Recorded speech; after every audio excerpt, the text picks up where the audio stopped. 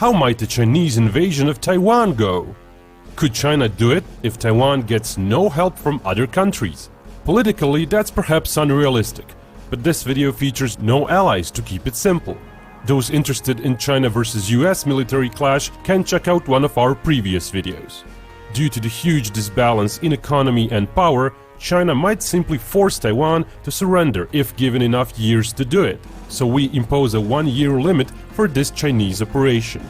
Taiwan is much smaller in area, population and economy, also in military spending. Taiwan is not just one island, it has territories on several island groups, some of them very close to China, and some of them are quite populated with Taiwanese military. Certainly, if a war broke out suddenly, two things would happen. A barrage of missiles would start flying over the strait, and most of those islands would get essentially cut off, some bombarded by Chinese artillery. Most of the big missiles would, however, reach for the biggest island. Chinese have a much larger inventory of such weapons. While Taiwan has some missiles, the number of targets China presents is so overwhelming that their barrage would present but a dent in Chinese invasion plans. With its huge missile arsenal set against a much smaller target set, China could do considerable damage. Most of its missiles are precision-guided, and salvos could feature a few hundred of them at once. Various targets would be hit, with only some of them likely to be intercepted. Taiwan does possess some anti-ballistic missile systems, but Chinese numbers are overwhelming.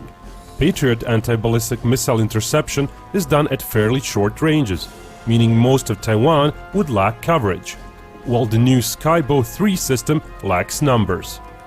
Fixed silo air defense sites and air bases would be in gravest danger. While newer Taiwanese SAM systems are mobile, their initial area SAM defense systems stem from a period when China lacked precision guidance. In a modern war, they would be quickly neutralized. Taiwanese air bases are fairly well hardened, and some even feature extensive facilities inside mountains. Still, the vulnerable runways would inevitably get shut down until repaired. Civilian airports would get used as well, but they too are limited in number. On the other hand, several missile strikes can shut down one runway, and a few hundred could shut down over half of the runway surfaces around Taiwan. While runway repair may be quick, incoming Chinese aircraft strikes would likely not allow for it, and would likely keep inflicting more and more damage.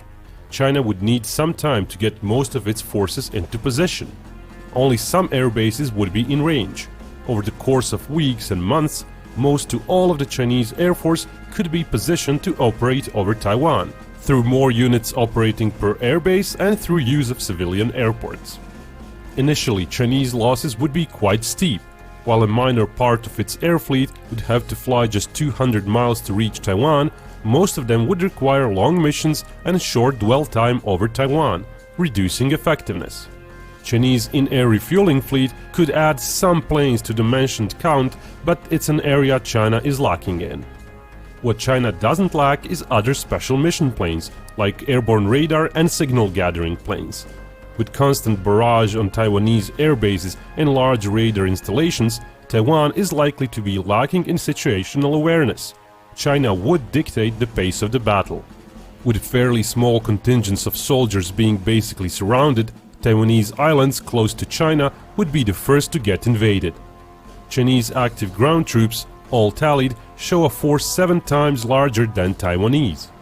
Reserve troops are another matter. Taiwan tries to maintain a very large pool of reservists compared to the size of its population.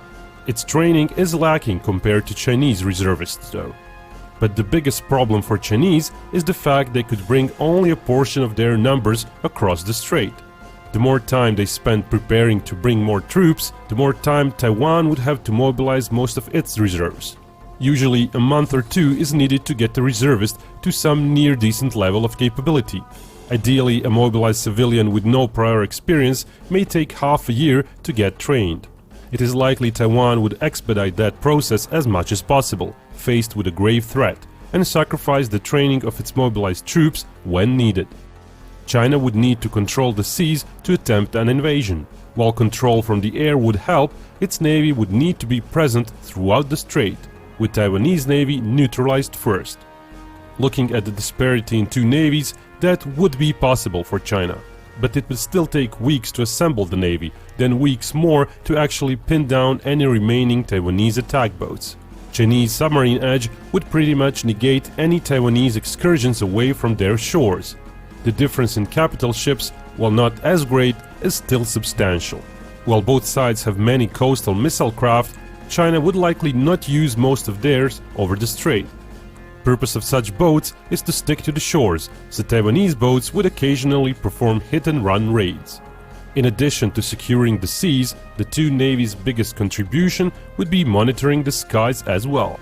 Taiwan could use its ships to boost their overall air defenses, or it could try to prolong their life and hide them on the eastern coast, giving Chinese air forces an easier time. Taiwanese skybow batteries on the outlying islands would get neutralized quickly though. Chinese SAM systems aren't that relevant, but they illustrate just what sort of suicidal mission would it be if Taiwan tried to waste its air force attacking mainland China. Taiwanese ships would get hunted down though. Ground-based SAMs too, though slower. Not so mobile systems like Hawk or Skybow 2 would be the first to go. Chinese have invested quite a bit into SAM suppression. They have numerous recon assets, specialized radar hunting drones, and a proliferating number of platforms capable of carrying anti-radar missiles. That being said, Chinese air losses would be rather steep. Overall number of combat jets may seem to favor them, despite the fact Taiwan has a very numerous air force for a country of its size. Neither side would be able to come close to utilizing those numbers for reasons already stated, but there's also the regular maintenance and availability cutting into sortie rates. Chinese would come in large waves, instead of trying to maintain a certain number of planes over Taiwan at any time. Taiwanese would basically try to evade those waves and nibble away at smaller groups of planes.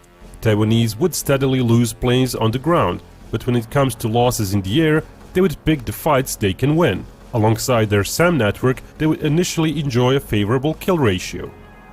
Chinese also use all J-6 planes converted into drones. The fact they're organized in brigades also hints at their possible war use, likely luring Taiwanese air defenses. Chinese sole aircraft carrier, if deployable, would add only a little compared to overall number of assets in the area. It would enable Chinese to strike from other direction as well though. China would ultimately lose a few hundred to several hundred planes by the time it neutralizes Taiwanese air force and marginalizes its long-range air defenses. After those initial few months, air war would switch to a new phase, to thin out the ground army in preparation for landings. During the same period, Chinese Navy would likely finish clearing the strait from Taiwanese Navy, losing dozens of ships in the process. Taiwan would be mobilizing its population in the meantime, adding hundreds of thousands of soldiers. China's mobilization effort would be concentrating on assembling a naval landing fleet, getting its landing boats out of reserve, devising and constructing makeshift piers to be assembled at Taiwanese coasts, and commissioning commercial roll-on roll-off ships into the military. The islands of Penghu, now months in isolation, would be invaded as well, to serve as a helpful springboard for the later mass invasion. A few Taiwanese brigades are stationed there, so a fight for those islands would likely lead to very heavy Chinese casualties. Infrastructure would be completely devastated, both by months-long Chinese bombardment and by Taiwanese demolition teams, once defeat becomes inevitable. Ultimately, when taken, the islands would likely start getting configured as a base to launch smaller landing boats and helicopters. By that time, Taiwanese Air Force and Navy would be helpless, but Taiwanese artillery could still inflict some casualties, due to density of Chinese forces on the islands. Only a minor part of Taiwanese artillery could shell the islands though. Most of Taiwanese pieces are designed to bombard the landing attempts on the main island. Attack helicopters are another option for Taiwan. They're easier to hide than airplanes and would survive the Chinese attacks for longer. Taiwan operates a mix of advanced Apache helicopters and smaller but potent Cobra helicopters. But with Chinese Navy ships threatening them and a more important battle on the horizon to save them for, it's unlikely Taiwanese helicopters would harass Chinese at Penghu much. Chinese would save their attack helicopters for later as well, when both sides would rely on them to deal with the ground troops. Chinese troops on the beaches would be threatened by Taiwanese M60 and M48 tanks, While not well armored and sporting 105mm guns, they have been modernized when it comes to sights and fire control, making them very dangerous against lightly armored amphibious vehicles. Anyway, after months of prep, the stage would be at that point set for the final invasion. Now, 6 months after the war started, could the Chinese take the big island?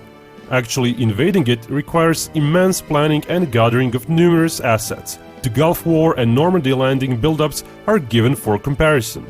With prep starting half a year earlier, what assets could the Chinese muster? The fairly short distances would mean their large ships could be more densely packed with soldiers. That being said, soldiers are but a part of an overall package. Most of the smaller craft are held in reserve and are not easily tracked. Given their small size, most would be carrying only a few light vehicles with their respective troop loads. Commercial and civilian-grade boats would surely be used in some capacity as well, just like the Normandy landing saw civilian ships and even simple barges being used. All these figures are theoretical maximums. Ships need maintenance and all of the fleet cannot be used all the time. But with a 6 months preparation period, China would be able to arrange the maintenance of its fleet, so indeed most of it is available on landing day. The invasion would also include helicopter air assaults and airborne assaults. Such assaults are usually done over strategic locations, where landed troops are to hold them and wait for reinforcements coming by the sea or land. Actually, jumping out of a plane takes training. China currently has a fair number of airborne and air assault troops, but given the half a year of prep, more units could stand up. China has amassed a fair number of transport planes. With careful preparation, perhaps up to 3/4 of them might be available at once. Aircraft may be able to perform a few missions per day for a week or so before maintenance forces them to take a pause. Ships too would need to slow down after a while. Actually, feeding troops and supplies to intermediary ports would be done by roll-on roll-off ships. Helicopter fleet would mostly be used for troop insertion, despite the very heavy casualties due to Taiwanese tactical air defenses. All these troop tallies are not realistic. Availability and maintenance would cut into them. Same for equipment and supply needs. And enemy action will be destroying ships and aircraft. Before the invasion, all of Taiwan would need to be scouted and most of their large guns, air defenses and similar threats at least suppressed, if not neutralized. Chinese spy satellites are plentiful and can track large movements of Taiwanese formations from space. The skies over Taiwan would be filled with drones, for recon and for drawing out fire, so Chinese can attempt to hunt down even the more mobile tactical air defenses.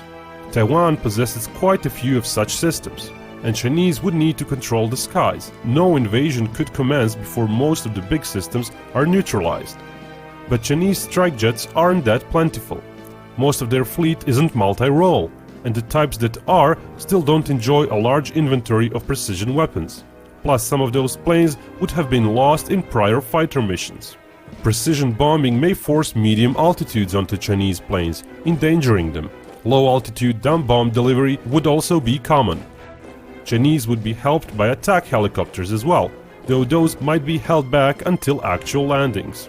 An important decision would need to be made: where to attack. Taiwan is quite compact, with tremendous density of defenders. Comparison with Normandy is again apt. Actual areas suitable for a large landing are not much bigger. A massive invasion would require large flat areas. Landing near mountains or cities would be a no-go, as Taiwanese could use those to hide in and attack the Chinese cramped on the narrow coastline. When the beach areas lined with mudflats are subtracted as well, what remains is a group of beaches that altogether are as long as the Normandy beaches. The flat areas behind the beaches are only several times larger than Normandy. Taiwan would also enjoy more soldiers than the Germans, but those Taiwanese troops would need to be dispersed. China would have to choose the least bad spot, one that's not teeming with the defenders, even if it means it can't progress quickly. It's also possible China would go for the mudflats as well, trying to take the proper shore with airborne assault and hope the amphibious troops could traverse the mudflats before the Taiwanese swoop down on them. Taiwanese would also enjoy plentiful minefields and barricades erected over half a year. In the end, wherever the Chinese do land, initially they are likely to achieve some surprise, as Chinese recon and local spy network would probably keep accurate track of Taiwanese positions. Wherever the landing happens, a race to build up the local forces would commence. Chinese landing area would probably be several dozen kilometers wide. Upward of 150,000 Taiwanese troops would likely be waiting in any said area, with another 200 to 300,000 being in artillery firing range or being able to traverse to the area within hours. Taiwan could move in many more reinforcements within a day. But how many troops could China be adding? Normandy landings offer a clue. On D-Day, the Allies landing 156,000 troops. That's far below landing fleet capacity. Those troops represent just 17% of the entire capacity, weight-wise. The great majority of vehicles were not combat vehicles, but fairly light for their volume, trucks and jeeps. Even though the fleet was actually getting larger by the day, as improvised piers allowed for merchant ships to join in, subsequent days saw fewer troops being added, and in their place more and more supplies and heavy equipment. The same thing would happen in Taiwan. After the first week, pretty much most of the transport capacity would not bring in troops and vehicles, but the supplies to sustain them. Finally, let's apply all the data. When taking 20% away for maintenance and other non-availability, then another 20% for war losses prior to the first landing cycle, we're still left with a respectable figure. Most Chinese landing assets could do more than one run per day, but some helicopters disembarking troops would get shot down. Ships on the beach would get destroyed. The second cycle of assets would thus be smaller. Then the subsequent cycles might actually fare better if Chinese troops on the beaches manage to create a buffer. However, transport planes would quickly run out of paratroopers, not least because previous invasions of smaller islands would have costed the Chinese tens of thousands of elite units, including paratroopers. So they would be confined to paradropping supply pallets until an airstrip is secured. And with Taiwanese plentiful forces and artillery, securing an airstrip would be impossible during the initial weeks, even if all goes well for China. Total number of troops landed by end of day 1 might be close to Normandy numbers, depending on number of civilian ships and craft used. As days go by, local numbers would favor the Taiwanese. Keep in mind that during Normandy, Allies had unprecedented air superiority, over 10 times the number of planes, compared to what would be available to Chinese. Precision-guided bombs would likely not be available in sufficient numbers to make up for that difference. Taiwanese could perform small air assault counterattacks of their own. Their helicopter fleet is pretty decent. Taiwanese portable anti-tank missiles would wreak havoc on Chinese light armor. And even though Taiwanese tanks are old, majority of vehicles China would be landing would be even weaker in armor and firepower. Some Chinese amphibious vehicles could actually do beyond the horizon self-deployments, so their ships would be more protected. Chinese warships would have to come close and use their deck guns for support, and would often get damaged themselves by anti-ship missiles and artillery. Chinese fire support would be less than what Allies enjoyed in Normandy. So weeks into the invasion attempt, China would be left with less than half of its landing assets, combat ships and planes, as well as a few 100,000 soldiers dead. Chinese would sorely be lacking heavy weapons, big tanks and artillery in sufficient numbers. Without a held port, those would come in very small numbers. The buildup of forces would be slower than at Normandy, and at a certain point, the whole beachhead would start shrinking under the sheer pressure of Taiwanese numbers and heavy fire support, until it would ultimately collapse. In conclusion, attempting an invasion just 6 months into the war would be impossible. One alternative would be to wait longer, to build up more forces, more landing craft, train more paratroopers, to bomb the Taiwanese more and through naval blockade deprive them of food imports, and try to invade, say, after 10 months. And while less food would impact the Taiwanese morale, they could learn to live by on just half as many calories. While such diet might lead to a collapse if enforced for a year, several months of it would be sustainable. And several months would be all Taiwan would need in this scenario. If China attempts a landing 10 months after the war started, it might have better chances of actually holding and expanding that beachhead. But then what? Most of Taiwan is mountains and urban centers. Actually taking significant land or cities within a month or two would be impossible. While technically China might be holding a small piece of Taiwan by the 1-year time limit, it would have done so at a cost of half of its armed forces, literally. So while the only thing that saves Taiwan is the arbitrary time limit, true victory would still elude China. And in the real world, any sort of involvement by the US would pretty much mean any kind of invasion would be doomed.